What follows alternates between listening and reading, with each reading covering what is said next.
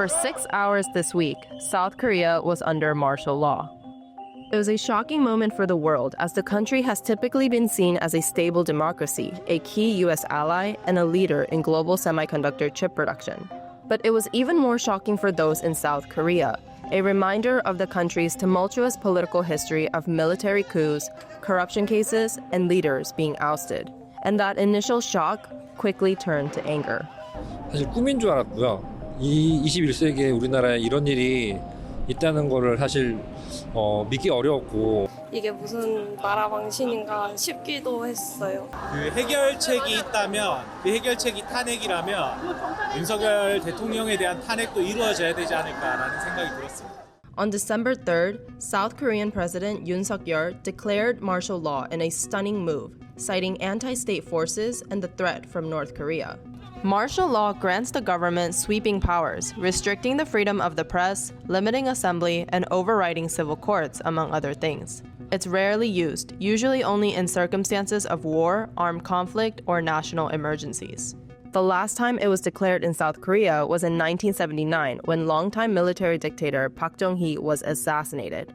Army Major General Chun Do-won, who carried out the coup, seized power and expanded martial law, where opponents under his rule were arrested, tortured, and killed.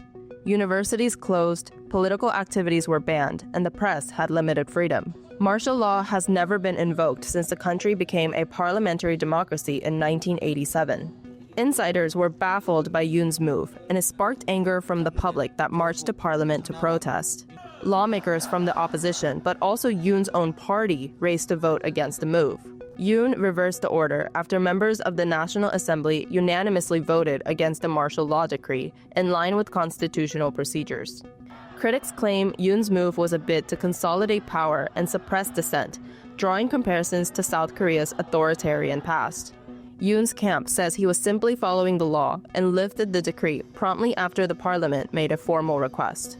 Now, opposition parties in the National Assembly have begun impeachment proceedings for the president.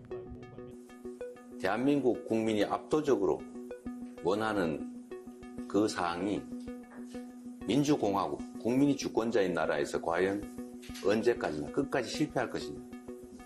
그러지 않을 겁니다. Whatever happens politically, South Koreans feel their image as a democracy has been tarnished.